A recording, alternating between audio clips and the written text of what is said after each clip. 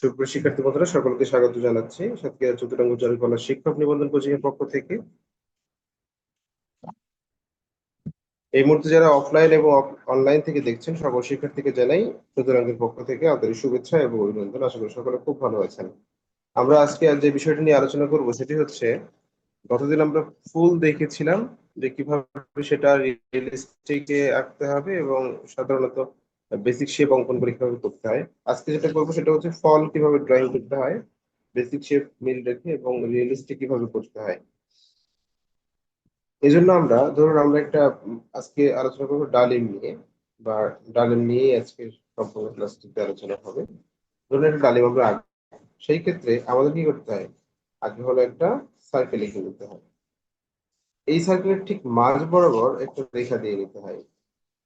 এই রেখা দিয়ে নেওয়ার পরে ঠিক এখান থেকে এসে সামনে এসে এখান থেকে এমন, আবার এখান থেকে এসে এখান থেকে এমন। আগে দেখে নেন সবাই, তারপরে একবার সব দেখে নেন। হ্যাঁ, এখান থেকে এমন, এখান থেকে এমন, এই হলো। তো ওদের কাছে এখান থেকে করে দিয়ে এখান থেকে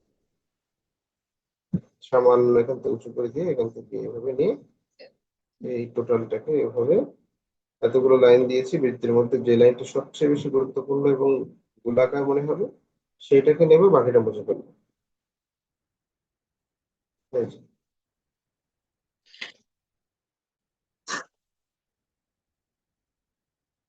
এই যে। এখন এই বেসিক শেপ কিন্তু দেখে সাধারণত এভাবে ড্রয়িংটা করা যায়। এই সাইডটা একটু ডার্ক করে দিলাম, এই সাইডটা ডার্ক করে দিলাম। ঠিক আছে, এখান থেকে একটা ডাল লিখে দিলাম। হ্যাঁ, এই সাইডটা মোটা হবে, এই সাইডটা চিকন হবে। এখানে একটা পা, এখানে দুটো পাতা রেখে দিলাম। ডালিমের পাতা একটু ছোট টাইপের হয় এবং ছোট ছোট করে রাখার চেষ্টা করি। এই সাইডে কিন্তু আরো একটা পাতা আমি দিতে পারি ইচ্ছা মতো। এই, তাহলে ডালিম অঙ্কন করতে কি করতে হবে, আগে একটা সার্কেল চাই। আগে একটা সার্কেল, তার মধ্যে যে লাইনটি সবচেয়ে গুরুত্বপূর্ণ সেটা নিতে হবে, নিয়ে আলোচনা দিয়ে সুন্দর করে রাখতে হবে। এরকম করে এখান থেকে একটু ডার্ক করে দিলাম, সেটা লাইট করে দিলাম। হ্যাঁ, এখান থেকে একটু ডার্ক করে দিলাম, এই সাইডটা একটু ডার্ক করে দিলাম, এর নিচে সেটা ডার্ক করলাম, এর নিচে সেটা ডার্ক হলো। এটা একবারে করার চেষ্টা করতে হবে। হ্যাঁ, মানে ফল পেন্সিল নিয়ে যেখানে ডার্ক হবে সেখানে প্রেশার দিতে হবে, আর যেখানে লাইট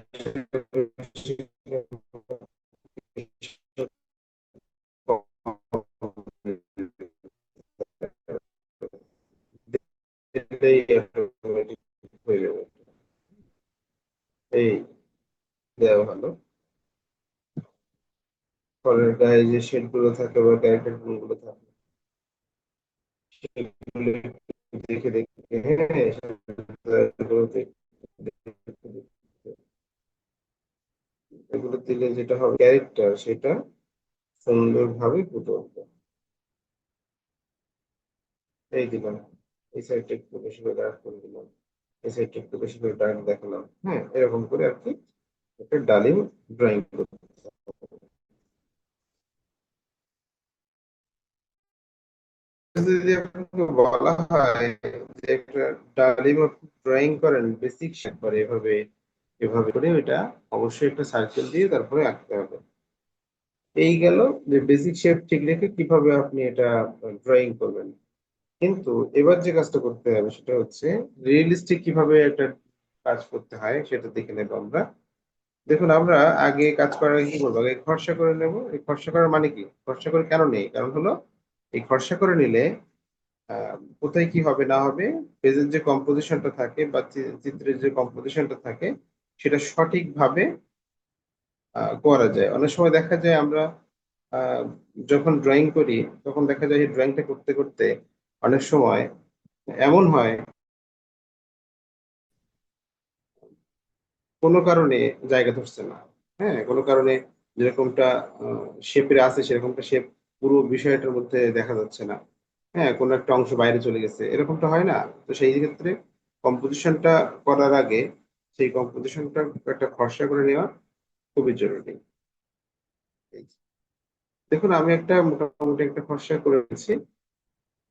এখান থেকে একটা পাতা দেবো, এখান থেকে একটা দেবো, এখান থেকে একটা পাতা দেবো, এখান থেকে ডাবল দেবো। হ্যাঁ, এখানে আবার নিচের নিচের দিকে হয়েছে, বা এখান থেকে দুইটা পাতা তিনটা পাতা এরকম দেখা যাচ্ছে। মানে যতটুকু মানে করলে হয় আর কি। এখান থেকে দেখা যাচ্ছে দুটো পাতা দেবো এখান থেকে, হ্যাঁ। এখান থেকে একটা ডাল বেরিয়েছে, সেই ডালটা এখান থেকে একটা পাতা, এখান থেকে একটা পাতা দেবো। মানে যাতে করে কম্পোজিশনটা অনেক সুন্দর করা যায়। তাহলে এরকম শেপ করে নিলাম, একদম সহজ ব্যাপার। করে নেওয়ার পরে এইবার এটাকে সুন্দর করে এক একটা একের পর এক ডিটেল দিতে হবে। তাই যদি করতে যাই তাহলে আমাকে কি করতে হবে, আমার শেপ, বেসিক শেপটা কি, সার্কেল। এই বেসিক শেপটাকে ঠিক রেখে দেখা যাচ্ছে আমার টোটাল যে ফল, এই ফলটাকে আমরা সুন্দরভাবে উপস্থাপন করার চেষ্টা করব।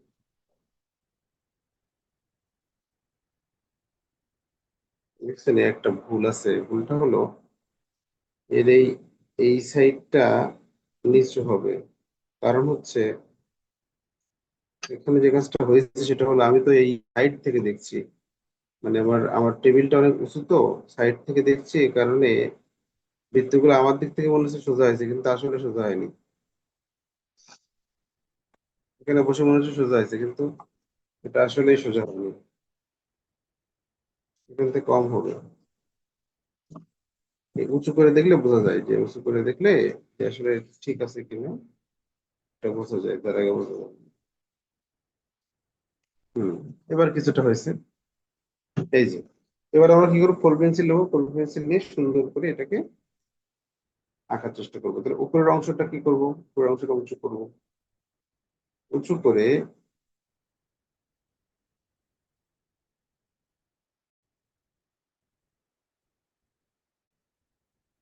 যখন ভাইভাতে বলা হবে যে আপনি ডালিম কম্পোজিশন করে দেখান, তখন কিন্তু দুই থেকে তিনটি আঁকবেন, কিন্তু যখন ডালিম দেখান তখন কিন্তু এই একটা আঁকবেন। সাধারণত 1 ইঞ্চি উপরে ধরার চেষ্টা করবেন।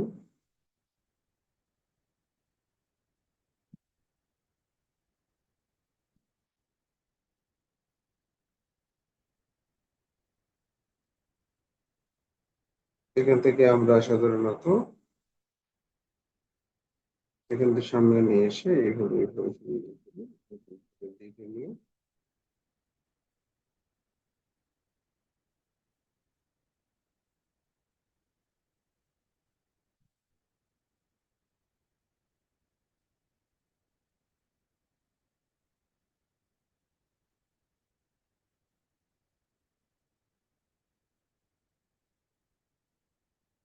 এই যে পেন্সিলটা অত্যন্ত গাঢ়।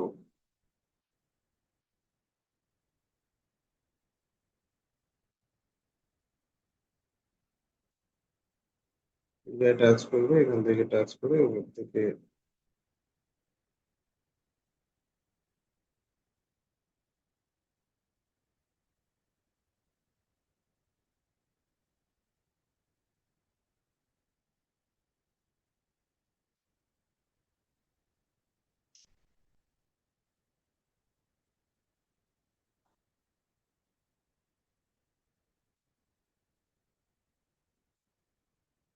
যে ক্যারেক্টার টোন গুলো থাকবে এগুলো সাধারণত, আর এটাই মাঝখানটা এরকম জায়গায় হলে ভালো হয়।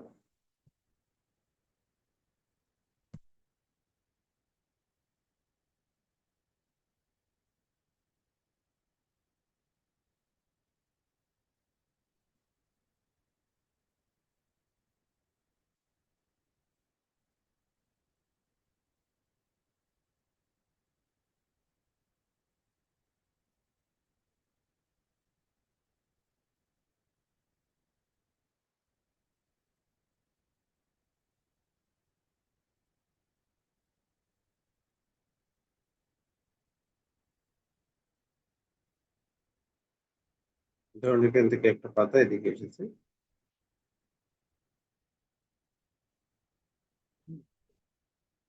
এখান থেকে একটা পাতা নিচের দিকে নেমেছে। ইচ্ছা মতো, এগুলো ইচ্ছা মতো দিতে পারবেন, যে ওখানে রয়েছে বলে এমন দিতে হবে এরকমটা না। আর এর এই যে ইয়েগুলো, মানে মাঝখানের যে শিরাগুলো দিতে হবে। সেগুলো ফাঁকা থাকে। তো স্পষ্ট মানে স্পষ্ট হয় কম, যার কারণে এটা একটু প্রয়োজন নেই।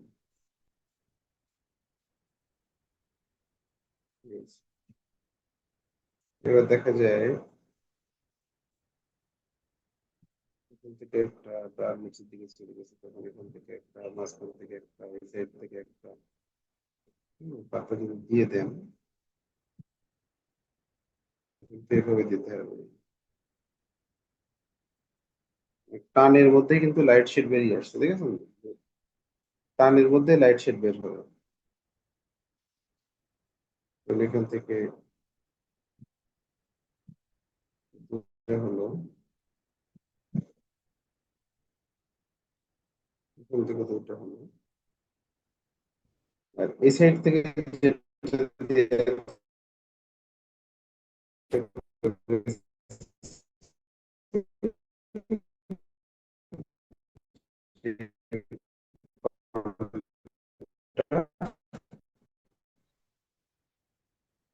সেটা হলো এই সাইড দেখা যাচ্ছে।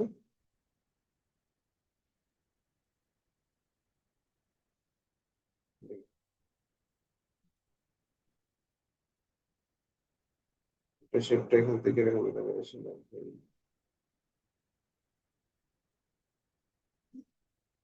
পিস্তলটা না দিলেও সমস্যা নেই, সামনে দুইটা দিলেই হবে।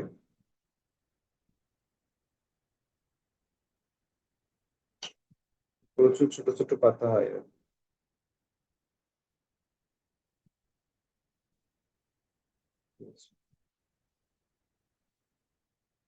তাহলে এভাবেই সাধারণত ডালিমের কম্পোজিশনটা করা যাবে।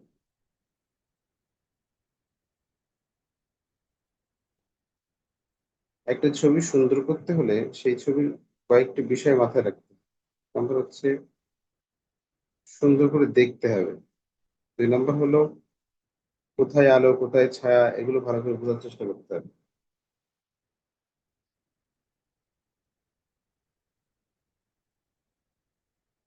আলো ছায়াটা ভালো করে বোঝার চেষ্টা করতে হবে।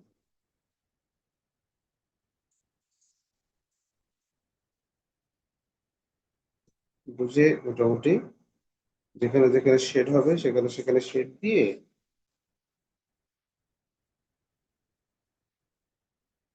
পুরো বিষয়টা স্পষ্ট করার চেষ্টা করতে হবে। মানে যখন এই কাজটা করবে টোন গুলো দেবেন না, মনে করবেন কি এটা হচ্ছে গোলাকার, যদি গোলাকার হতো তাহলে আমি নিশ্চয়ই এটা সোজা করে দাগ দিতে পারতাম না, এই সাইডে গেলে আমার এরকম গোল করে দাগ দিতে হতো। হ্যাঁ, সামনে এটা সোজা করে দেওয়া যায়, কিন্তু এই যে গোলাকার যে বস্তু, এই গোলাকার বস্তুকে আপনি এরকম সাইডে ধরে এরকম করে দাগ দিতে পারবেন? পারবেন না কিন্তু। গোলাকার কোনো কিছু পারবেন না। এই দেখতে হচ্ছে এখানে।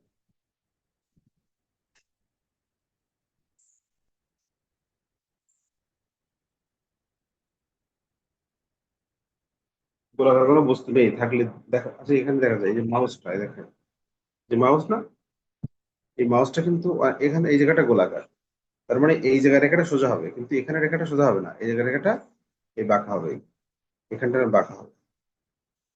মানে এর সেই কাজটাই কিন্তু এখানে করা। এখানে কিন্তু চাইলে আপনি সোজা করে দিতে পারবেন, মাঝখানে সোজা করতে পারবেন। এটা মাথায় রেখে কাজ করতে হবে। এই যে এই শেড গুলো কিন্তু সমস্যা হচ্ছে কিন্তু, হ্যাঁ এই শেড গুলো এভাবেই করতে হবে। তারপরে এই জায়গাটা একটু যদি, হ্যাঁ, এই জায়গাটা একটু সুন্দর করে করে দেওয়া যায়।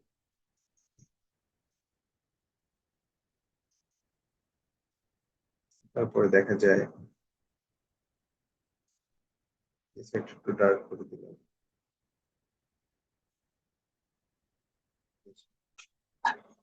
এবার কি করতে হবে? এবার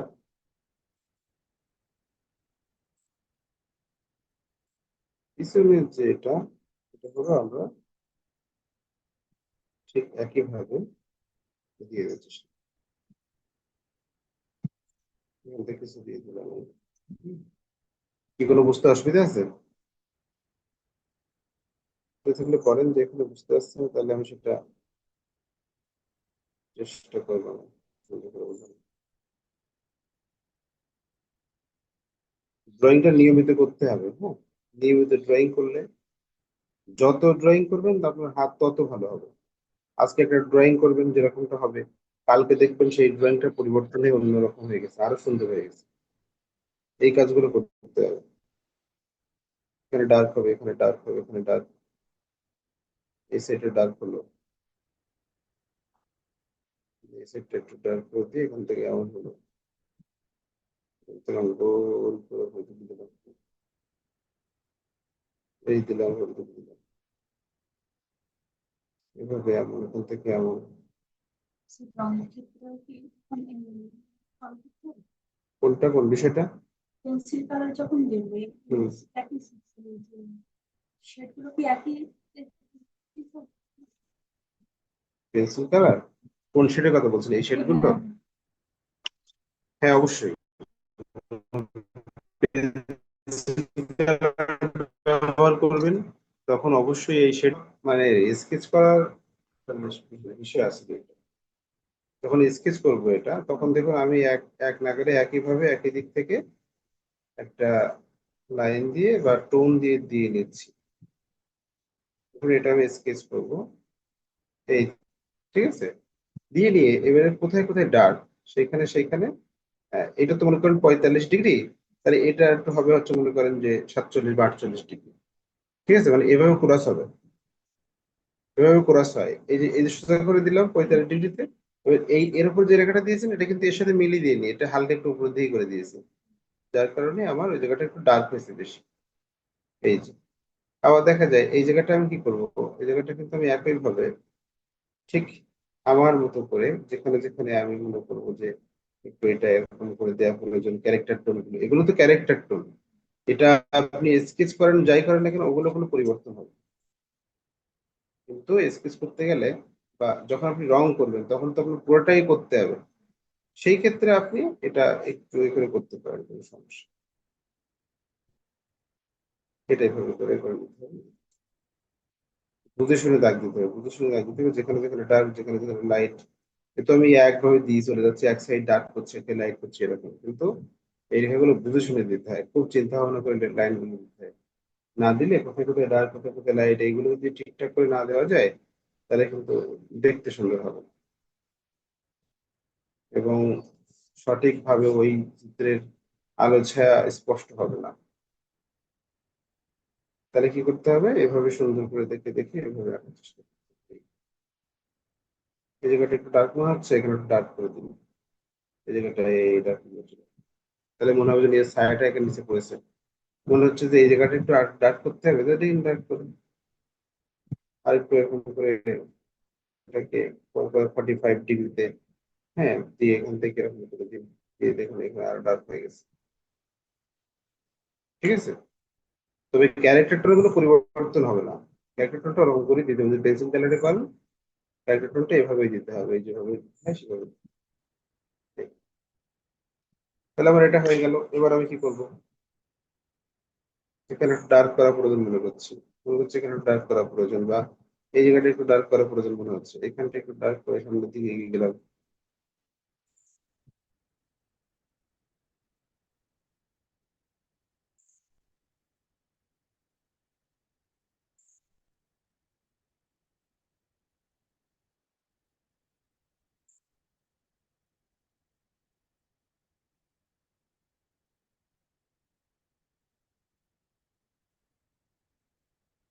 এই জায়গাটা ডার্ক করা প্রয়োজন মনে হচ্ছে, বা এই জায়গাটা মনে করে যেন লাইনটা একটু ডার্ক করে দিলে সেটা আমার কাছে স্পষ্ট হচ্ছে, তখন এটা দিতে হবে।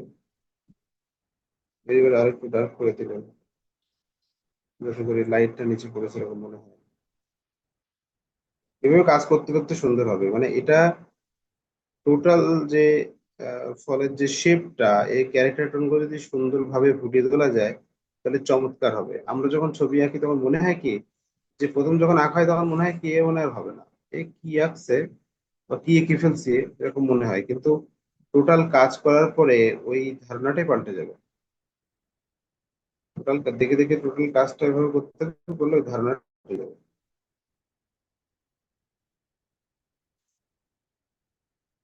এই যে,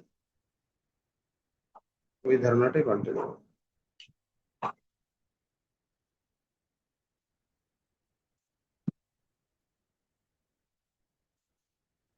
এই যে,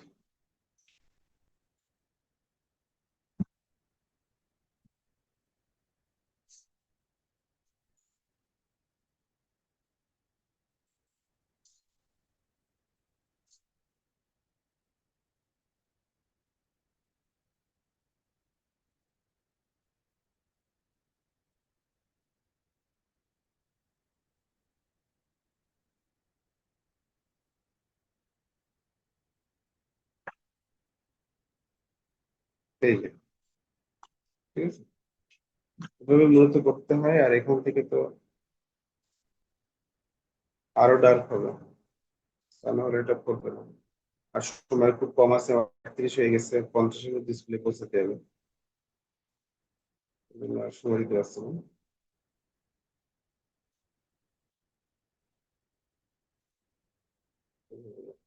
তাও একই রকম এখান থেকে শেড দিয়ে যেখানে যেখানে ডার্ক হবে সেখানে সেখানে